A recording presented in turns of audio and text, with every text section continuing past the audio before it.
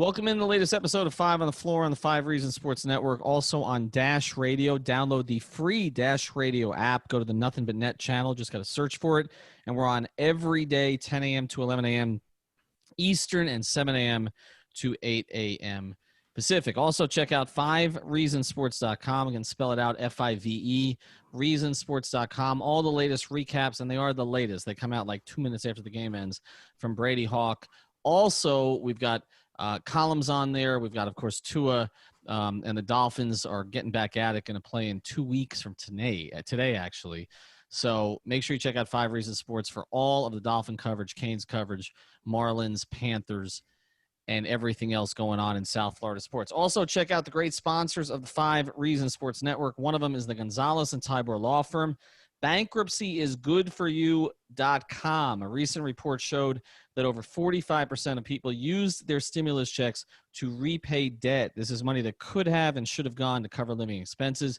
Even before the pandemic, household debt in this country, especially credit card debt, was going up, and it was hurting families and small businesses. Nobody likes to consider bankruptcy as an option for dealing with that debt, but bankruptcy is one of the few laws that exists to actually help consumers. So before you make another debt payment that you can't afford, or do something drastic like empty out your 401k or borrow money from friends and family you got to pay back, why don't you talk to a professional about your options? Again, it's Gonzalez and Tybor. Bankruptcyisgoodforyou.com. Another of our local sponsors, 954-378-8184, 954-378-8184. And now, today's episode. Welcome to 5 on the Floor, a Miami Heat and NBA podcast from Ethan Skolnick with Alphonse Sidney, a.k.a. Alf954. Brought to you by the 5 Reasons Sports Network.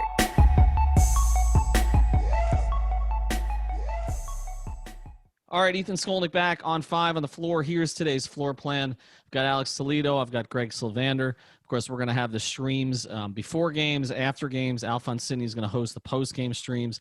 We'll have post-game pods for 5 on the Floor and episodes for Dash Radio. So, again, I got Alex. I've got Greg. I've also got a guest today because we've been talking so much Heat Bucks now, I feel like, for the past 6 months, that I don't really know if we have anything else to say, although I'm sure we'll come up with something. So we're bringing in Ti Windisch. He covers the Bucks. He does a Bucks podcast for Blue Wire Pods. It's called the Gyro Pod, which, of course, covers all things Bucks. Obviously, we know why it would be Gyro Step. Did you pronounce that right? What's that? Isn't it pronounced differently? Okay, let's do that. Okay, because I don't know much Greek. Okay, and I'm not a big fan of Greek food, although I have had isn't it gyro, Ty? It's a Euro step. So people go back and forth on the food pronunciation, and I am not Greek. I do not stand in here as an expert on the Greek language or on Greek food, although I do enjoy the food item that I call a Euro, and to make the name work better for, half food, half Greek, half Giannis' signature move, we do call it the Euro step, but I have no issue with people calling it the gyro step. I just think Euro step works better with the name pun of the basketball move. But we get both, and as long as people are downloading, subscribing, rating, reviewing, listening, all the good stuff like you should also do for this podcast, honestly, you can call it whatever you want. Yeah, exactly. That's how we feel here, too. I mean, 5 on the Floor, I've had people come up to me and say, but you only had, well, for a while it was 2 of us or 3 of us, and then Greg joined and it was 4 of us, and someone came up to me last week and said, I still don't understand why it's 5 on the floor. I'm like, well, that's because how many play on the court for a team at a time. He's like, but you never have 5. I'm like, okay, but we're still 5 on the floor. Anyway, Ty, thanks for joining us. Appreciate it. Want to get right to this. The national perception that the Heat are a bad matchup for the Bucks. Do you agree with that after watching this Bucks team up close? Yeah, I do agree with that. I do think people get a little carried away, and I'm sure we'll get into it. I don't think it's a nightmare matchup for the Bucks. I don't think it's like I don't expect the Bucks to lose the series. I guess I'll say that up front. I'm sure that was going to come. Hopefully, I don't spoil all the questions and talking points right away. But I do think they're a bad matchup. I mean, the Bucks, we all know, give up a lot of threes. I think only the Raptors give up more in the corner, and I think Bucks and Raptors are close in threes given up overall. And one of the things that stands out to me about this Miami team is the ball movement is terrific. Everybody seems to know where everybody is. And outside of Bam Adebayo and maybe Jimmy Butler, I guess maybe now he's a shooter again in the playoffs. We'll see. But they have a lot of shooters, obviously, on the team. And so any team that moves the ball really, really well and can penetrate and drive and kick with Kelly Olynyk, obviously stretching out Brook Lopez is one of the better things to do against him. So I don't think they're a good matchup. I agree that they are a bad matchup for the Bucks, the way the Bucks like to play. What's up, Ty? Greg Sylvander here. I'm interested to hear your perspective on Milwaukee and the way that they're going to use their bigs. I have kind of an inclination that they may size down and put Giannis at the 5 and play, as many shooters as possible. How viable do you think that is going into this series against Miami? I think it's viable. I don't think they're going to – Brook Lopez will play. They're going to find ways for Brook Lopez to play. I don't think Robin Lopez is really going to see the floor at all. He didn't even really play against Orlando, who, when Vucevic isn't playing, they do have more of a traditional big. So when I saw that, I went, okay, so Robin Lopez is probably just injury and foul trouble insurance at this point. Like, he's a break glass in case of emergency guy if they need more minutes from a center, which is unfortunate because I think he's a good player. But the Giannis at the 5 look is something the Bucks have gone to a lot more recently. And I think you look at their only midseason move was waiving Dragan Bender, who the org likes Dragan Bender. I think he is like maybe a cheap long shot replacement at being the next Brook Lopez, a stretch 5 who can play drop on defense. They liked him. They didn't want to get rid of him, but adding Marvin Williams opens up a lot more of Giannis at the 5 because he's a really good option at the 4 next to Giannis, who he's still a terrific rebounder, but he can also guard the perimeter. So he's a very nice piece for them. That was a great buyout acquisition for the Bucks. So you're going to see it. You won't see 48 minutes. I mean, obviously, Giannis won't play 48 minutes. I think a lot of Bucks fans are worried he might play closer to 30 than 48 minutes. I don't know. We'll see. I think he's going to play more than he did against Orlando. But we won't see, solely Giannis at the 5 or solely small ball. But I imagine we will see either Brook Lopez at the 5 or Giannis at the 5. And it'll be interesting to see how much the Heat can force Milwaukee away from Brook, because Brook is good. Like, Brook Lopez is very good. And that's going to be one of the interesting battles to me in this series is, can they make him too uncomfortable to thrive? See, Ty, it's interesting that you say that because we've kind of talked about that one really easy adjustment they can make is going to more minutes at Giannis at the 5. And like you said, they're known to do that more during the playoff stretch, and they've already started doing that versus the Magic, like you said. And I think it's interesting because that kind of matches up in favor now with the way that the Heat starting lineup looks now as compared to how it used to before with Myers Leonard, who is basically the Heat's equivalent of what you just described with Robin Lopez, where he's kind of breaking case of emergency. But the point I was going to make here is that both of those lineups are going to be more perimeter oriented than they were before. Both rotations will be more perimeter oriented than they were during the season. And I assume that means there will be more switching for those Giannis at the 5 lineups. Have you seen more or less switching so far during the first round? Because we know that Budenholzer has a reputation of being someone that's kind of not very malleable with defensive game plan. So where do you see that? And I think that would be an option for them that would honestly it would give the Heat a lot of problems if they started switching everything. Yeah, I hope we're going to see it more. And I think you were very generous to Mike Budenholzer with your description of him there. I think on the off chance that Bud is listening, I think he'll appreciate that, because a lot of us who cover the Bucks on a nightly basis have not been so generous when talking about his willingness to be malleable on defense. But we have seen some more switching. I think where it gets tough, and I think they get a little confused, is when Brook is at the 5 and they try to play a more traditional switch, but maybe not switch Brook defense. They just haven't done it a lot. You can see they get a little confused. So they went to that late in the awful game 1 against Orlando, which must have been like the best game ever for you guys watching. And they started giving up easy buckets. Like Terrence Ross was cutting to the rim and nobody realized to go with him. They weren't used to doing that. I think when Giannis is at the 5, that's a much easier thing for them to do, because, you can't seamlessly switch everything. Like, you don't want Eric Bledsoe on Bam Adebayo. Even if Eric Bledsoe's a great defender, it's still a bit of a mismatch, but you can switch just about anything.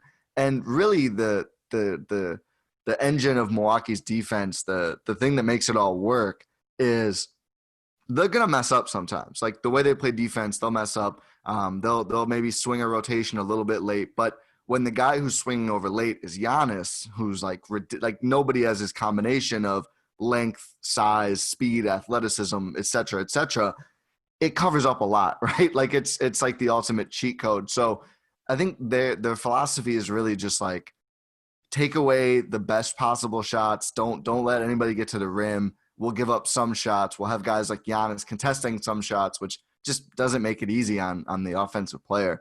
But I think we will see more switching, especially with Giannis at the 5, which again, it'll be interesting to see exactly how much of that we get. I think a pretty good amount against this Heat team, especially when Bam Adebayo is the only big out there for Miami. And I think we will see it some more with a little bit of a inclination of trying to keep one guy in a sort of drop, even if it's Giannis. They do that sometimes. But I think we'll see more. The Bucks get really instinctual and start to just rotate around naturally when possessions break down. And I think we'll see a lot of that, and that's basically switching. I want to switch to the other side with you for a second here, but before I do, just another kind of general question. You know, I had this theory that I know the guys on this pod are sick of hearing about, how I thought that the break, well, a lot of theories you're sick of hearing, but this particular one, that the COVID break benefited certain teams a lot, and the one team in the league it probably did not benefit was Milwaukee, because of the momentum that the Bucks had going into the break, obviously with the way they played all year, but also having some guys who are key guys in their rotation who are older guys, and older guys typically take a little bit longer to work their way back into shape. And I thought with Milwaukee's rotation that might be a bit of an issue. Have you seen any of that? Do you think that in general, beyond just this matchup, and then I want to get into Milwaukee's offense against Miami's defense, have you seen any of that slippage where kind of Milwaukee was heads and tails above everybody else coming into the bubble, you know, Toronto somewhere there, but not really particularly close, and that now it's flattened out quite a bit? You know, I was worried about like basically the same thing. What's funny is they came back and they looked really great in the scrimmage games and then pretty bad in the seeding games, which, I mean, we can obviously the scrimmage games are like the least serious, but still like the team was rolling. And I think fortunately for the Bucks, they're older players, whether it's George Hill, Kyle Korver. I mean, these are like the kind of guys who are going to play a long time, both because they're good and because they're like extremely professional players who take tremendous care of their bodies, especially Korver, who's like a maniac in the off seasons. So I think really their issue, and I think we can all agree if you've watched much Milwaukee over the past few weeks, they haven't looked the same. I don't know if it was the layoff as much. I mean, they actually were kind of banged up, I think they lost like 2 or 3 in a row and 3 or 4, something like that before the break happened. I think a lot of it was injuries and guys being banged up. They barely played anyone in their last game, I think, against Denver. But I think it's more so some of these other teams like Orlando, Toronto is an example. Some of these teams tried a lot harder in the seeding games. I keep getting seeding and scrimmage mixed up, but in the seeding games, and not to say like Milwaukee didn't want to win, but they were playing everybody even more so than they did against Orlando. They were not playing anybody big minutes. Like no one was getting 38 minutes. And I think they kind of wanted to ramp it up the last week. But if you remember the Monday game against Toronto, I think that would have been the game where they really play starters and play real rotations. Giannis is a late scratch due to oral surgery, which was like a root canal or a crown or something like that, if I recall correctly. And Wes Matthews ends up pulling a hamstring like 2 minutes into the game because it was like on a wet floor, which I still don't know why they were allowed to play that game, but I digress. So, and then Wes doesn't play again for the rest of the seeding games.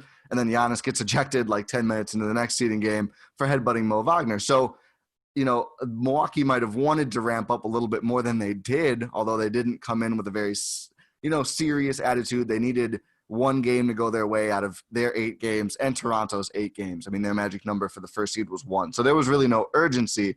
And I think some of these other teams came in and really went full steam ahead with, they didn't have a ton to play for down the line, or they knew they needed to get it together quickly. Milwaukee did not. And I think the same thing is like the Lakers and to a lesser extent the Clippers, some of these teams that maybe took it a little bit too easy and got surprised early. So I think the farther we go, the closer Milwaukee will look to the team it was before. I don't think that the layoff is going to be especially damaging. I think it's more they just took a while to get really back into game shape. So maybe that's because they're a bit older. I mean, that might be true as well. Maybe they should have tried to ramp it up earlier, but for whatever reason they didn't, and they're here now. And I think they're closer to it now, definitely, than they were game 1 against the Magic. Ty, as we start to, pivot to talking about the Miami Heat defense, which, has not been the most consistent side of the floor for them, but from an individual matchup perspective, I feel like that there are things in this series that many have pointed to as plus matchups or potentially plus matchups for them. Like Giannis is never a plus matchup, but if you ever had someone that could guard him, I feel like Bam is probably that prototype. I'm interested more to hear your perspective on the Chris Middleton, potentially Jimmy Butler pairing, particularly because I feel like Middleton has more to lose and quite frankly more to gain. So than anyone in this postseason, as the number 2 option behind Giannis, as they're trying to make sure that they can kind of cement him staying there. I feel like there's a lot on the line for him. How do you think he's going to approach a matchup with Jimmy Butler, throughout this series? I think you nailed it by saying, Greg, that he has the most to gain or the most to lose. Like Chris, I hate saying this because it's like, and it's so much pressure on him, but I really do think like the Bucks either going out in the second or in the third round or winning a title. Like I really think it's going to hinge on Chris Middleton. And I think everything we've seen all season and in the first round has cemented that. I mean, obviously they were going to beat Orlando either way, but his performances, I think everybody else, all the other role players have done pretty much what you'd expect them to do, pretty much what you need them to do on a night in, night out basis. Giannis is always going to be Giannis. I mean, the guy is like, he has the quietest, like 35, 15, and 8 games of all time. Like he'll check out. Now, what does he have? Like in 25 minutes too. It's ridiculous. It's like, what do you have? Like, what does he have? 15 points right now. You look down. Oh, he's got 28 and he's shooting 80%. What? Unreal talent. I really hope every Bucks fan is appreciating every single game. There's so much pressure, but just appreciate this, folks. Who knows how long it'll last, but my goodness, he's tremendous. But back to Chris Middleton. The thing with Chris, and I don't mean to diminish Jimmy Butler here, who I think I rave about Jimmy Butler all the time. I love Jimmy Butler. Would have loved him on the Bucks. Really wish there was a way that could have happened, especially without losing Chris Middleton. But I honestly think the matchup is going to be more about what Chris is doing than what Jimmy Butler is doing. I think Jimmy Butler's what he's going to do best against Chris is when Chris is trying to dribble drive, and penetrate that way. Chris is a very good passer, and he's a very good scorer. Probably the worst part of his offensive game is actually his dribbling. He doesn't have the tightest handle. It's usually enough to get done what needs to get done, especially if Giannis is screening for him, which is something the Bucks have turned to more, thankfully, because it's like just a tremendous play considering Chris is such a good 3-level scorer, especially as a pull-up shooter. But so I think Jimmy can find a lot of success there attacking Chris's dribble. That's going to be a really important thing for Middleton to do well in this series. But like his fadeaways, his pull-up threes that he gets all the time, his catch-and-shoot threes, that kind of stuff, a lot of that I think is just going to be on Chris himself. Like there's only so much you can do to guard the guy. He can fade away from just about anybody. He can pull up over just about anybody. There's only so much you can do against a guy who can knock down shots like that. He just needs to do it. And for a lot of the first round, he didn't. For some of the seeding games, he didn't either. For most of them, I should say, except for, a little bit here, a little bit there. The last 2 games against Orlando were a little bit better. He's going to have to play to his usual standard. I think to beat the Heat, he's going to have to be just about where he was in the regular season, which is an all-NBA caliber player. And certainly to go farther, he's going to have to be that guy too. So, again, not to diminish Jimmy here, and I think Jimmy is going to play an important role, of course. Some of it's just going to come down to, can Chris execute or not? Like, I don't think a guy with his skills, you can completely take his shots away, take his game away. I think he also is kind of culpable if he doesn't show up. So it's going to be fascinating to watch and honestly a little stressful to watch how he does in this series against this team in Miami, who if it's not Jimmy Butler, you could have Jay Crowder, Andre Iguodala. They have a lot of very capable defenders to throw at him. So, Ty, I want to follow on this because you've given us a little bit of an opening, and I don't want to get away from the X's and O's stuff because I think Alex is going to jump back in there in a second. But, you said it, for as long as this is going to last, and then we start talking about Chris Middleton, and, kind of my theory on this for the past few months has been that Giannis in a lot of ways is LeBron Cleveland part 1, 2.0, if that makes any sense. So what I kind of see happening in Milwaukee is a lot of what happened in Cleveland, from 2003 to 2010, where there was a build behind a huge star, put good players around him. They won a lot of regular season games. but they never got a second best player who was good enough to kind of be that Robin, with LeBron. I mean, they had Mo Williams, Ilgauskas, old Shaq, Antoine Jameson. And then in Milwaukee, I see some of the same. And I know that's not fair to Chris Middleton to say he's, basically swingman Mo Williams. But is he good enough? Wow. But is he good enough to win? I mean, when it matters, because there's been a lot of players like Chris Middleton in Miami, Eddie Jones, Jamal Mashburn, really good players. But when push came to shove in the playoffs, it just wasn't there as the Scottie Pippen type or as the second type you need to win really big. Can he be that? And am I going too far to say if he can't, that's the thing that ends up driving Giannis out of Milwaukee? I think he's much better than Mo Williams ever was. First off, no, I think it's not an uncommon take, right? I think Giannis not having enough help is. I think it depends where you're at on Chris, really. I think everyone has a good idea of where Brook Lopez is at this point. Everyone knows what Bledsoe is and what Bledsoe is in the postseason. Everybody else here, everyone knows. I think Chris is the one where people are more divided on. Is he a true guy who can be the second guy in a title team, or is he the guy who's not going to show up in the playoffs? Except he always destroys Boston for whatever reason. If they played Boston 4 rounds in a row, Chris would put up 40 a game. I don't know why or how they can translate that over to other teams. Hopefully they figure it out. But and honestly, I think he is good enough. And obviously, I'm the Bucks guy, of course I do. But truly, I've thought this about Chris for years now, that he could be a player. Probably maybe not this good. During the regular season, he was a little better than even I expected. But he just has almost everything in his game except for that flashy handle that everybody loves. But even without it, I mean, his pull-ups, just with a little bit of space, he can hit shots over anybody. A catch and shoot, he can hit it right in your face. He can post up pretty much anybody his size or smaller, and he's pretty automatic fading away on the baseline. He's just a tremendous scorer with a lot in his bag, and he's gotten a lot better at driving and finishing and all that too. Logically, he should be able to do this in the postseason. But what I've begun saying, and this one is actually more to Bucks fans than anybody else, who, of course, the Bucks fans will plot his numbers all year and show you his per 36 with and without Giannis. He scores more without Giannis per 36. He's carrying the load, yada, yada. He is that guy. But what I say to them now is he's got to do it in the playoffs, unfair or not. That's what people need to see to buy it. He can put up all the great numbers. I think he's going to be third team All NBA this year. It looks like. I think he probably should have been second. I digress. Doesn't matter that much. He can do all that in the regular season. People will only care to a certain extent, right? Especially the people like yourself who wonder if he's that guy or maybe doubt if he's that guy.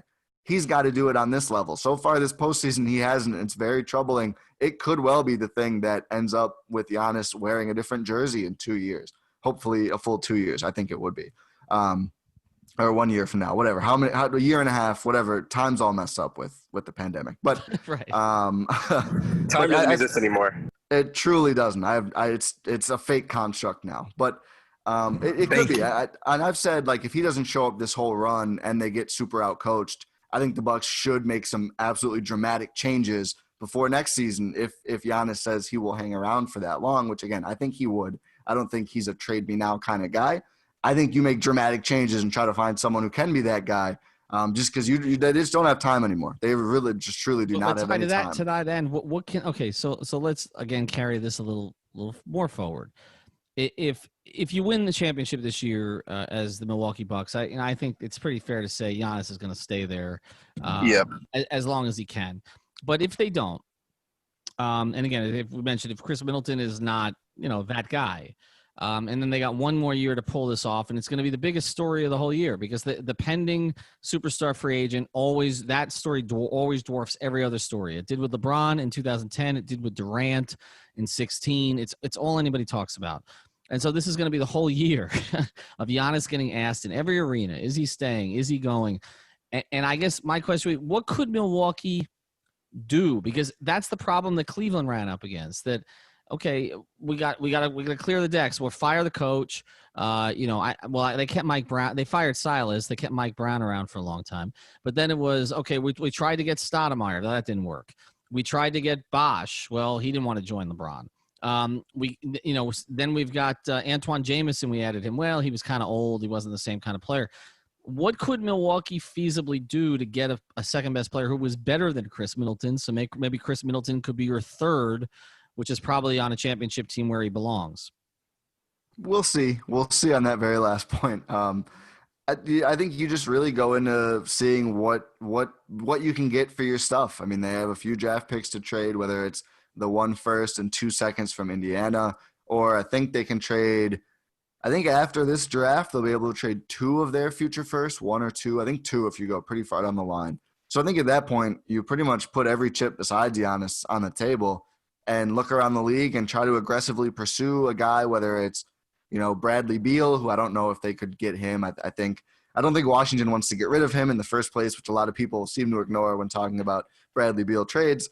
And of course, other teams would have a lot of stuff too. But I don't know exactly right now. We never really know far out who's going to be available, who's not. But you pretty much just, I think a player like that, and maybe not that good, but a guy who is an easy perimeter scoring fit with Giannis. I think that's what you do. And I think you probably, if, worst case scenario, they lose in the next 2 rounds and just look awful doing it. Like they don't get outplayed. They just look inept.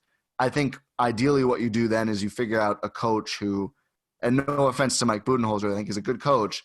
You want someone who's just going to spam Giannis and the second best player over and over and over. And maybe you can't find that trade, and maybe you run 20 Chris Giannis pick and rolls and just get really, really good at that for your last time, through, hopefully not the last time through, but for the last year of Giannis's contract for now through, and see if it works better than, their kind of garbled offense at times, which nice segue back to this series in offense, because I'm just getting downright depressed talking about these Giannis leaving scenarios. But to answer the question, I don't know exactly who they would pursue. It's pretty much whoever would be available who would be a smart perimeter fit, which I don't know how many guys like that you would say are better than Chris Middleton, but I guess we would have to see at that point.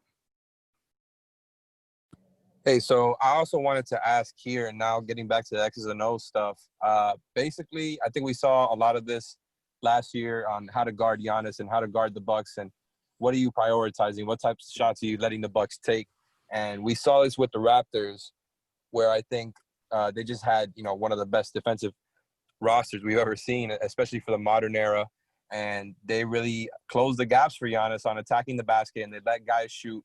And the Raptors' defensive scheme was already doing that, but they kind of doubled down on that. And I think we're going to see a lot of similar stuff from the Heat. They obviously don't have the same personnel. They have a lot more guys who are negatives than the Raptors did, but they also, after now, with the roster that they have post-trade deadline, have definitely enough bodies to throw at Giannis and to kind of replicate a similar defense. You obviously, you don't want Hero or Dragic or Duncan Robinson in there too much, but at the end of the day, they're going to have somebody guarding him one-on-one and 2 guys coming in from the sides to kind of make sure that he can't go left or right. And I think that's kind of something that they're going to replicate with Andre, with Jay, with Bam. We're going to see Jay starting on him, I think, from the start to keep Bam out of foul trouble. And I wanted to hear what you think about that, and how well do you think the Heat can kind of replicate that defensive scheme that helped stop the Bucks last season. It ended up kind of just favoring the Raptors' three-point shooting over the Bucks' lack of three-point shooting at that point. Yeah, I think it's going to be really interesting to see how far Miami goes in terms of defending Giannis versus playing their best and most versatile offensive players. The most interesting thing to me about Miami this year has been Jay Crowder and Andre Iguodala suddenly deciding they're elite three-point shooters, which is not something they had been before. And I think if those things don't hold up, if they don't, and I know Crowder did not have a great first round and ends up really falling off a bit in the rotation despite still starting. If those guys aren't hitting threes, obviously you're giving up some offense for defense, which maybe they have to do on Giannis. We'll see. But those two players shot making, I think, is going to be really important in this series and really, really interesting. But to your point of defending Giannis, I think what people miss in the Raptors scheme, and especially, and you pointed out, they'll probably start with Crowder on him and have Bam help more, which they're not missing it here, but just putting Bam on Giannis, if you're Bam and 5 out is their lineup on the court, Marc Gasol was crucial in defending Giannis, one of those great Raptors defenders you mentioned. but he wasn't the primary, of course. He was, guarding Brook Lopez or ignoring Brook Lopez or whatever you want to say, and helping so brilliantly. Because, former Defensive Player of the Year behind Kawhi Leonard, who ultimately, him being switched on Giannis, kind of swung the series. And then, Siakam is floating around too for some possessions. And then you have guys like Fred VanVleet and Kyle Lowry coming down to hedge and bother Giannis and all that.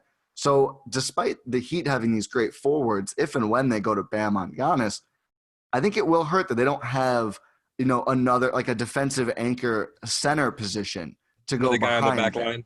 Yeah, I think it's great that, sometimes that'll be Bam. That's great. But when Bam is on him, actually taking the cover himself, having the forwards help is great.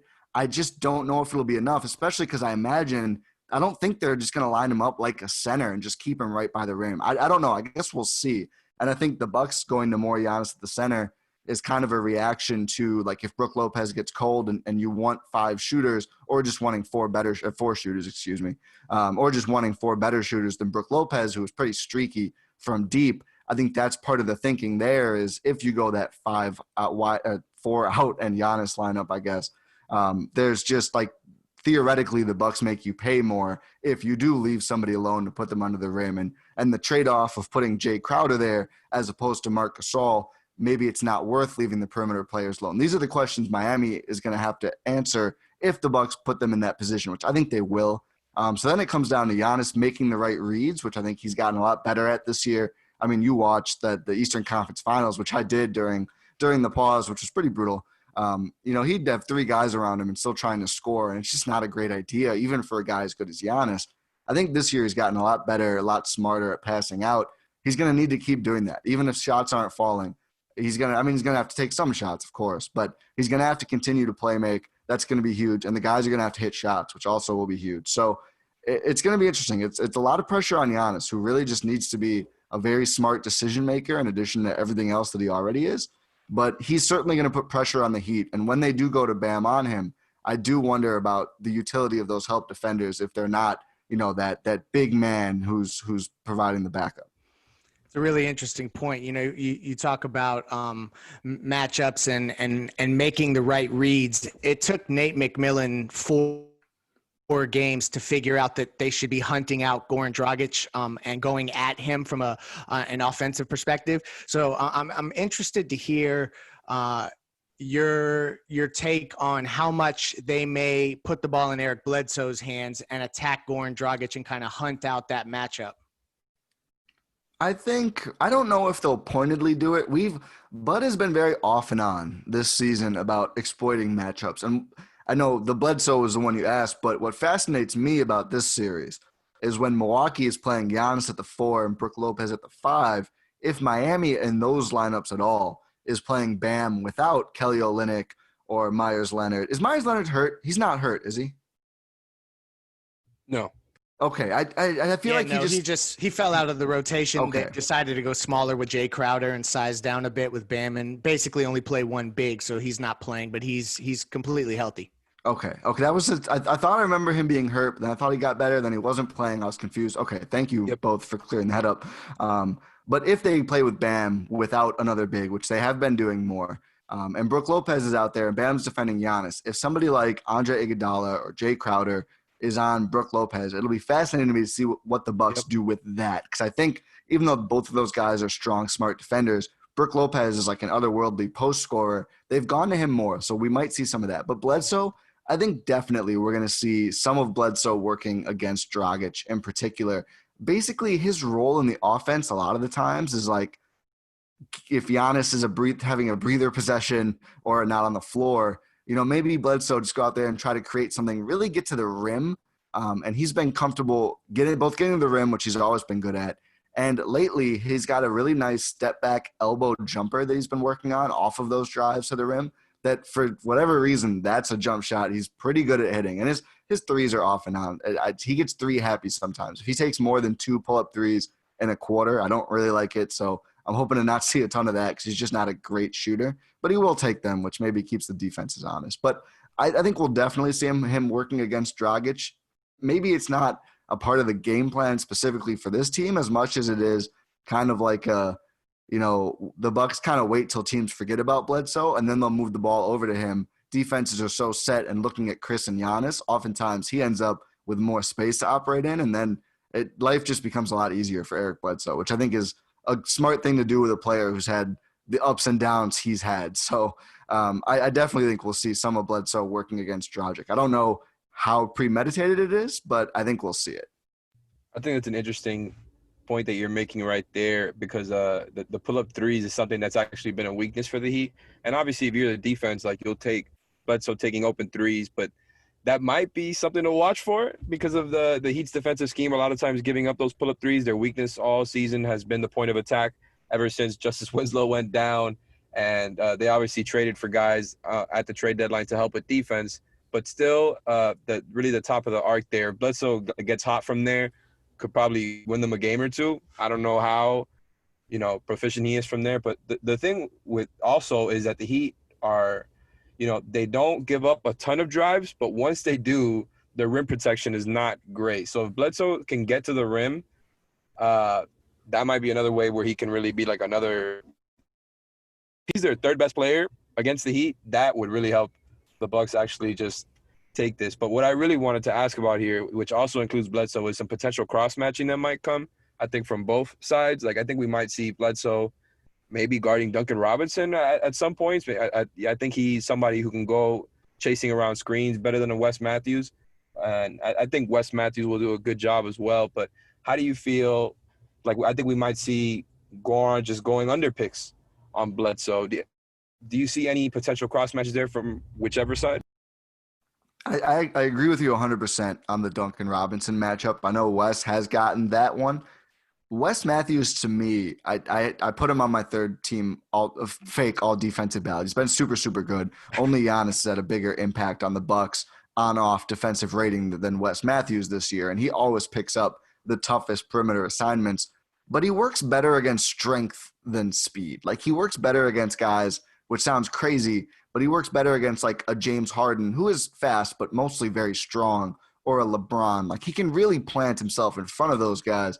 Mm-hmm. The quicker guys he has trouble with, like a CJ McCollum type guy, not as good of a matchup for him. He can do it. I mean, there's a clip Nekias Duncan just shared of Wes absolutely hounding Robinson around a couple ball screens at the top of the key. He can do it, but I do think Bledsoe is much better at doing that. I think that's his whole shtick on defense is he'll just stick to you through however many screens. I think that'd be really smart if they use Bledsoe on Duncan Robinson and literally just said, we will play 4-on-4 with everybody else. Just don't leave this guy no matter what. I think that would actually be really smart. I think I'm really worried about Robinson but winning a game or two for Miami just because the Bucks do have a tendency to leave shooters. So I hope they glue Bledsoe to him. I would like to see Wes Matthews on Jimmy Butler. I think that's more his speed in terms of guys he defends. But on the other end, they really just don't run that many screens with Eric Bledsoe. I think his optimal setup on offense, and we see this more, is kind of like if, let's say there's a Chris Giannis action on the strong side, Bledsoe's over on the weak side, and he'll get the ball kicked out to him when the defense is a little preoccupied, and then he'll just kind of operate one-on-one. And that's where, if you have a Goran Dragic on him, I think he could find some success. They don't run a ton through him, in terms of pick and rolls. They'll do some. They'll run some. They're just not a crazy pick and roll team in general. But mostly Bledsoe's offensive role when he's not in transition is kind of just like operate against a defense that's a little leveraged for the other stuff the Bucks does. Take advantage of, a defender maybe falling asleep on you a little bit and get to the rim, which he's good at, or take that elbow jumper. So I think certainly you'd be smart to go under screens against him. I would go under screens against Eric Bledsoe too. I think the Bucks just don't run a ton of pick and roll with him. They just kind of let him operate and do his own thing, which it doesn't sound great, but I think it's probably the best thing you could do for Eric Bledsoe. I think it's better to let him kind of just deal with whatever comes to him than run all these specific plays. I don't think you want to make him such a pronounced focal point. So, Ty, you said at the very beginning, and we've gone through a lot of the different strategic changes that might be made and some of the matchups, the cross-matching and all of that. You said at the very beginning, though, that I did get the impression you think that the Bucks will advance, that although this is a difficult matchup, they will advance. So, again, no home court. Clearly, they were a better team than the Heat during the regular season. But we have seen the Heat beat the Bucks twice, once without Jimmy. The third time they had maybe their best half of the year in that first half without Butler or Dragic before completely running out of gas in the third. That was the ultimate turd quarter for Heat fans, the one against the Bucks in the bubble. But really, I mean, the Heat have outplayed the Bucks overall this year. The Heat are healthy. I mean, the only injury is this Chris Silva injury, but he wasn't in the rotation. So what gives you the confidence that Milwaukee wins this series? I think, and I'm against waving my hand at the Bucks' flaws or excusing them all away. I don't want to do that. Just a little bit of context against those. I don't think the Heat has seen Milwaukee's best basketball for 4 straight quarters all year. I just don't. I think the Bucks were just not good in their first 4 games for whatever reason. They had the Heat game where they looked good and then blew it. They looked terrible against the Rockets and then came back to one in opening night. Those first 4 games, something was just a little off. The game they got trounced in Miami, I believe they got to South Beach the day before the game, which means they spent the night before the game in South Beach. I think that's probably the most potent home court advantage in the league, probably up there with LA for a lot of reasons, pertaining to nightlife.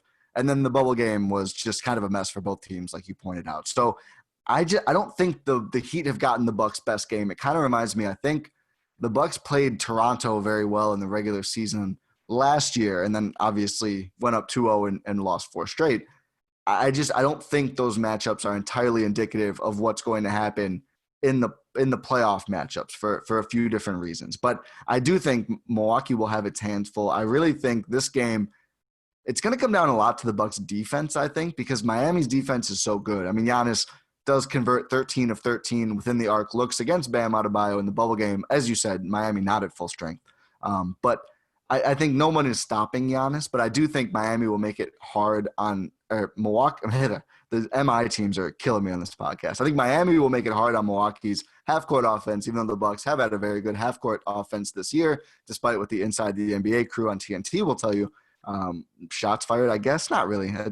They're just funny guys to listen to. But I think Milwaukee's defense swallowing up Miami's offense, leading to some transition, is going to be huge in this series. And I think that's going to be a really crucial thing to see how well they can do at slowing down Dragic, who's been unbelievably good, and Butler and Adebayo, who have so many great, set pieces they'll go to. And Adebayo in general is just terrific. The Bucks being able to defend those guys, I think, is going to be really important. But, as to why I think Milwaukee can win despite not looking good against the Heat mostly, I mean, not to be overly simplistic, they have the best player in the series, which always gives you an advantage. I think you really have to get outplayed in a lot of other aspects if you have clearly the best significant margin too. Yeah, I think there's 3 guys who are relatively close after Giannis. I think like Jimmy Butler, Bam Adebayo, and Chris Middleton. I think people will have different orders, whatever you want to do, but Giannis is head and shoulders above them. I think that gives you an advantage. I think the Bucks, are deep. They have a lot of good players. So I think really you have to get out coached to a pretty hard degree and have a pretty bad matchup to not win. So that's the simplistic explanation. The more nuanced one is just, I just think Milwaukee has not showed Miami its best ball. I don't think it's like a sleight of hand thing. I just think for a lot of reasons they haven't played that well against them. And I think their best game is just a little bit better than Miami's. I think Miami's a great team. I just don't think they're on that level. So that's really what it comes down to. All right, you got 30 seconds or less on this one because we're not going to give you a chance to wiggle out of it either way. In 2021, Giannis Antetokounmpo makes a decision to play for Milwaukee Bucks. I'm still there. I have been for a while. I've been feeling good about it. Feeling less good now. I mean, the cap is going to be who knows? That's one of the bigger problems that the Supermax might not make sense for him to sign. I won't go into all that if I have 30 seconds. But I still think the Bucks have proven a lot to him. I think he really enjoys playing there. He's about loyalty. He's about winning. They've done those things. They've done positive actions for both of those things.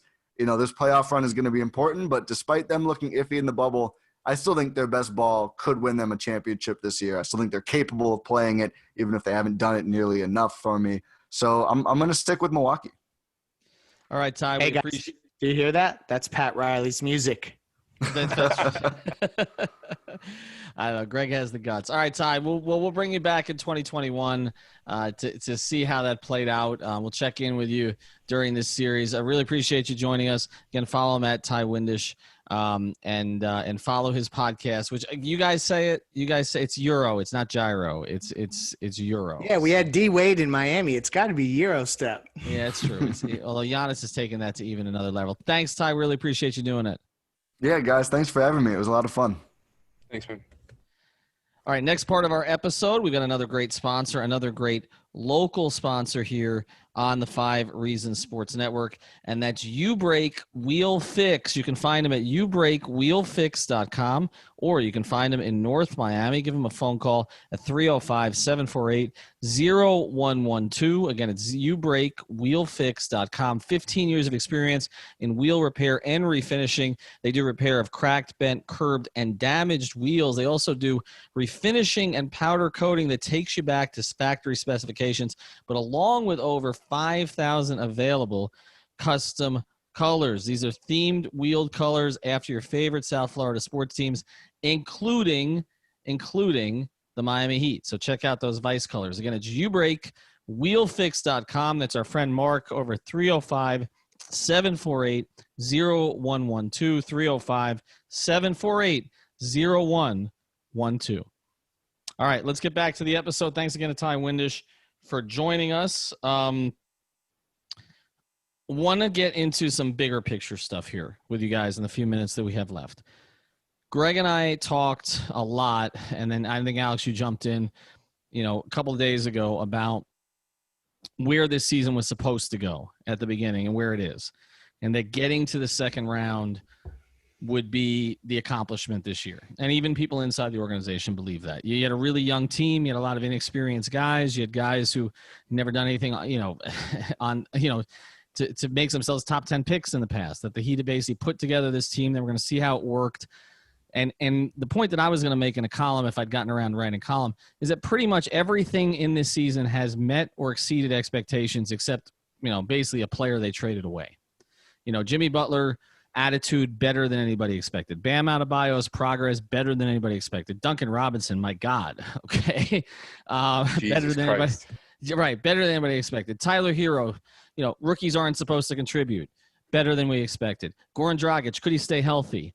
Would he be a factor by the end of the season? Much better than we expected. Okay. Kendrick Nunn, better than was expected. Myers Leonard's contribution early in the season, better than expected. And even after, what Kelly Olynyk's ups and downs, the fact that he was a major contributor in the bubble, better than you expected. I mean, all of it, right? Everything has gone better.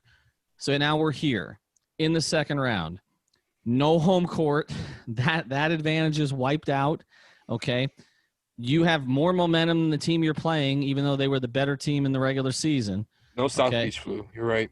No South Beach, but no South Beach flu, but also no having to go up to Milwaukee, no road trip, no rookies having to play in a hostile environment like that. We should be writing this down pros and cons to see which but my point is this, more. The playing field has been leveled.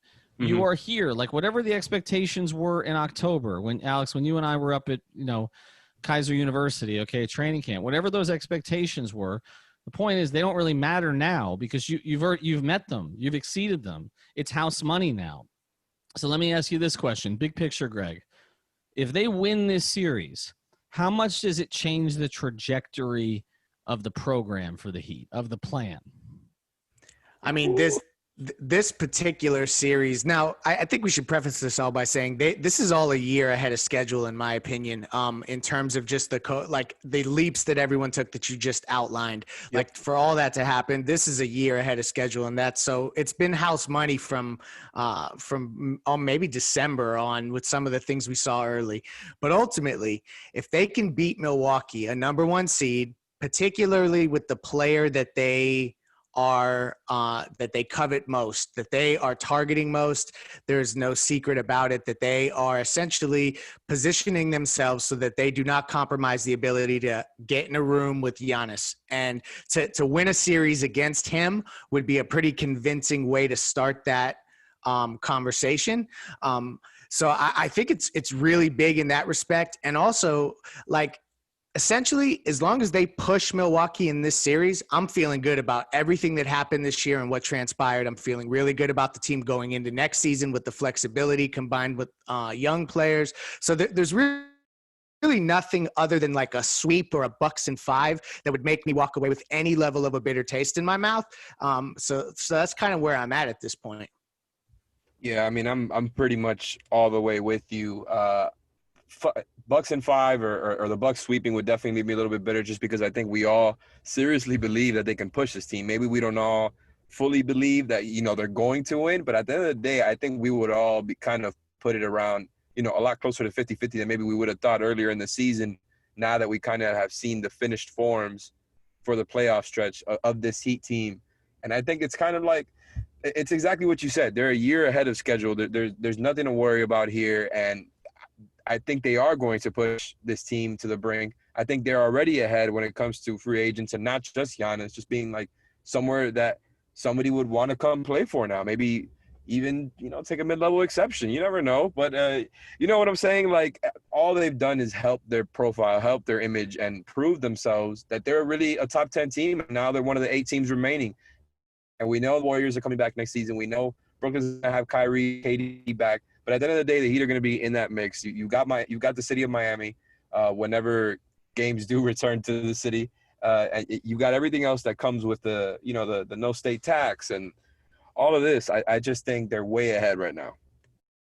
All right. And we're not going to get too far ahead without getting to our picks. So right after another word from another of our great local sponsors, the 3 of us are going to make our predictions. I want to introduce you to another of the great new sponsors of the 5 Reasons Sports Network, and it is a sponsor that would be important in any time if you want to have a beautiful workspace, but it's especially important now when you need a safe one as well, and that's safecubbies.com, which offers modular office solutions designed to elevate your open office into a modern and safe environment at any budget. You can personalize your workspace with options like whiteboards, magnetic panels, acrylic sheets, and graphic branding. Most of the surfaces are non-porous for easy cleaning and can be removed or replaced within minutes. Now, this is for workplaces. They've got a bunch of different options on their professional series, but also they've got private room solutions, dividers and sneeze guards, and they have a classroom series as well. So if you're involved with a school, this is definitely something your school should check out, of course, if we have school in the fall. And that's the point here. We are entering a new normal period with COVID-19. Safecubbies.com, which is locally owned, is the place that you want to go. The phone number is 754-216-1071. Again, that's 754-216-1071 or safecubbies.com. All right, back on 5 on the floor. We got 3 minutes left, which leaves a minute for each of us, okay? Clock runs out after a minute. Alex, you're first. Why me? Who wins this? Well, that's already 3 seconds. Who wins this series and how many games? All right, man. Since you put me first, Heat in 7.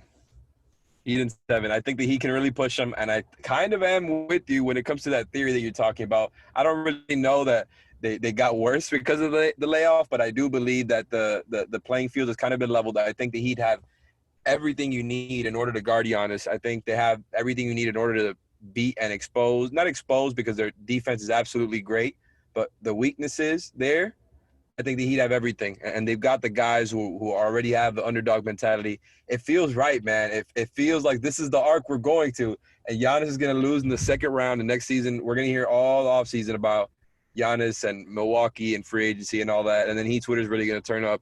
Heat in 7. Greg? I hate to be a broken record, but I'm going Heat in 7, which Let's go. was something that I put in a column that will debut probably as you're listening to this on 5reasonsports.com, where we all kind of gave our predictions. Ultimately, I think that the Heat have built a roster for this particular series. I don't know that they did that. It kind of happened inadvertently to some degree, but Heat in 7. But truthfully, I will not be disappointed as long as we don't see anything worse than Bucks in 6, because I am acknowledging that they do have the MVP. And Defensive Player of the Year. Yeah, but the Heat are going to win this series. I like them in 6, actually. Wow. And I feel like, everybody kind of swinging this direction is a bad omen. Yep. But I do feel like everything we talked about as the bubble thing was starting is now playing out. We can talk about the Heat going, having that rough, sort of exhibition against Memphis and then going 3-5 in the seeding games. And so there being some questions there. But all of the things I thought were Heat advantages have come to the forefront, which is their coaching, their development, the shape that guys they got into when they came back, which if you're watching other NBA games, you'll see that was not the case for some teams. I just think that it's all kind of come together, and we've also seen some other good signs. Hero's ball handling, Duncan's overall feel for the game, Jimmy's jumper. That's their the defense, man. Their defense has really been. And their defense, I think the Crowder, Iguodala, sort of, especially Iguodala, because Crowder, we saw this before the break, but Iguodala's contributions have been much more obvious in the bubble, and I also think that we were seeing him take more of a leadership role with the team, but then he took it with the league. And I just feel like they're in a good place. I mean, I wasn't on the Jimmy calls today. Let's go Heat in 5. Let's go Heat in 5, baby. No, I want 6 because every time that we have a Heat game on our YouTube channel, we get 150 more subscribers. So for all I care, that he can go 7-7-7 the rest of the way. That's fine. But I like Heat in 6. To me, the key to this series, and I did this on a YouTube video, the key to this series is I think the Heat are going to make Chris Middleton's life miserable. And if they do that, they will win this series. Because to me, Dragic versus Bledsoe at worst is a push for the Heat, the way Goran's playing. And I just think Bam does enough to make it difficult on Giannis. He's not going to shut him down, but that it really comes down to Chris Middleton. And I just see so much, and I hate to say it, Eddie Jones and Chris Middleton. And it makes it hard for me to believe he's going to rise to the level. Ethan, hold on. We need to give you – me and Leif, you were killing us earlier when you basically when you were saying you didn't want to disparage Chris Middleton, but you basically called him swingman Mo Williams. That was great. Amazing. Line of the bubble playoffs podcast so far. He's swingman. But Mo played in Milwaukee, and we can't excuse Pat. Pat threw a lot of money at Mo Williams. He didn't get him, and Charlie Bell. In certain markets, man, unless you draft like Sam Presti drafted, where you're bringing in Durant, Westbrook and Harden after Durant with top 5 picks, unless you draft like that, you don't get a player who's better than Chris Middleton to be the second to a superstar. You just don't. And eventually the superstar realizes it. Portland, look, Lillard's got a number 2 in McCollum, who I think is better than Chris Middleton. I think it's hard. I think it's hard. In those markets you are really tough on Chris Middleton, man. I like his game a lot. I like it a lot. Nikias is never going to come on with us again. That may not happen anyway. Congratulations, Nikias, on the job with Basketball News. But I feel at liberty to say I like Chris Middleton, just like I liked Eddie Jones and I liked Jamal Mashburn, and I've liked a lot of guys who really were third options being masqueraded as second options. That's okay. I like that you stick with the take. I will say that Middleton, I think, is better than McCollum because of the size and defense stuff. But I don't think it's unfair what you're saying that he just might be better as a third option. It probably would have been best for them to not let Brogdon walk and just not sign Bledsoe. But maybe that's hindsight, or maybe he was right there in front of him.